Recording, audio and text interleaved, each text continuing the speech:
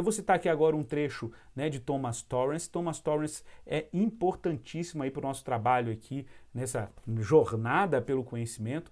Thomas Torrance é um dos pioneiros aí em recuperar noções como teologia natural, teologia científica, né? Um autor pouco conhecido em português, muito citado por Alistair McGrath, né? Os debates aí recentes sobre teologia científica nascem muito do Thomas Torrance, um grande mestre na área de Trindade, né? Tem um livro fundamental na área de Trindade, inclusive. E o Thomas Torrance vai dizer o seguinte: porque toda a racionalidade do universo tem uma única origem no Criador. Olha que interessante. Então, se a gente pode perceber padrões, diversidade, comparar fenômenos, perceber leis naturais, isso só tem uma explicação. Existe uma causa, existe uma origem. E porque os diferentes modos de racionalidade criadas, como número, palavra, organismo, beleza, se interpenetram, que se pode ter uma unidade profunda em todas as artes e ciências. Não é possível, ok, a gente perceber uma unidade entre as diferentes disciplinas científicas, os diferentes fenômenos que cada campo científico estuda. Lembre-se disso, né? A biologia estuda um aspecto da criação, a economia estuda outro aspecto, a física, a química, mas como é possível a gente reconhecer uma unidade nos diferentes campos de conhecimento?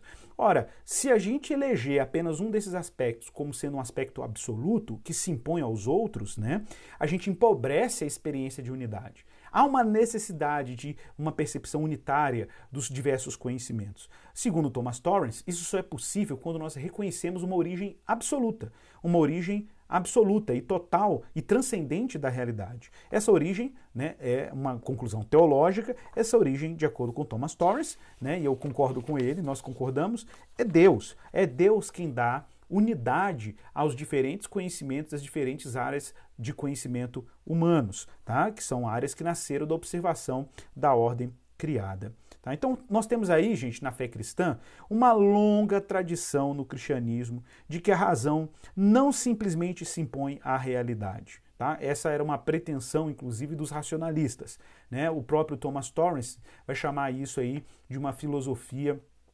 tecnológica, uma razão tecnológica, uma tentativa técnica de controle racional da realidade.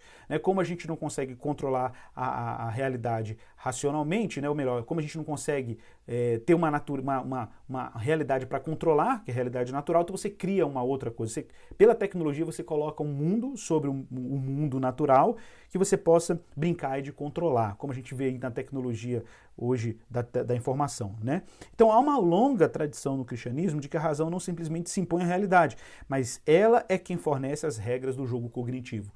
Então, o modo como nós pensamos o mundo, o modo como nós observamos a realidade, o modo como nós processamos o conhecimento, vem de regras que são produzidas pela própria estrutura do mundo dado por Deus. Então, é quando a gente observa o mundo que a gente vai inferindo, leis de causa e efeito na realidade.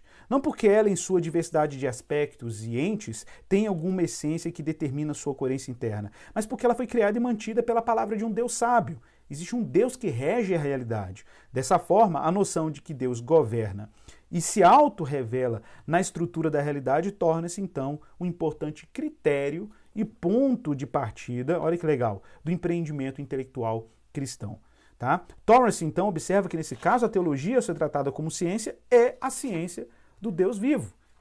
Ela é a ciência que reconhece o mundo de Deus e os fenômenos que a ciência explora a partir desse reconhecimento, o reconhecimento da auto-revelação de Deus, ok? Eu vou projetar aqui um slide importante que trata justamente dessa relação aí, ó. Olha que legal. Um Deus que se revela pressupõe uma criatura que possa compreender sua revelação em algum nível. Então, quando nós reconhecemos que existe um Deus que se revela no mundo, a gente tem também que chegar à conclusão que existe, então, uma criatura que possa compreender a revelação de Deus. Se Deus criou a realidade e, de alguma maneira, ele está se exibindo, se descortinando no mundo, também por meio das coisas que foram criadas, como diz Paulo, então existe a necessidade aí de um ser que tenha condições de compreender a revelação de Deus na estrutura do mundo. Não apenas isso, a sua revelação deve ter algum ponto de contato analógico. O que é isso? É possível, então, que Deus, ao criar o mundo, tenha colocado marcas, impressões de quem ele é na estrutura da realidade. Então a gente consegue perceber alguns atributos divinos divinos olhando para o mundo e para a maneira como o mundo se estrutura. Toda atividade intelectual e imaginativa humana acontece, obviamente, dentro do horizonte da criação. Então, olha que interessante, não é possível acessar um conhecimento de Deus sem que ele tenha um ponto de contato analógico com a realidade. Nós usamos linguagem, Deus aparece em visões, então está contando aí com um dispositivo óptico, Deus aparece em determinadas formas na história da revelação bíblica, né? Então, a linguagem que Deus vai utilizar e o contexto que ele vai utilizar para se revelar, né, é fundamental para que a gente possa compreendê-lo. Então, a revelação ela é contextual, no sentido que seu conteúdo e forma possam ser compreendidos aqueles a quem ela é revelada. Nesse sentido, Deus é muito intencional na forma como ele se revela.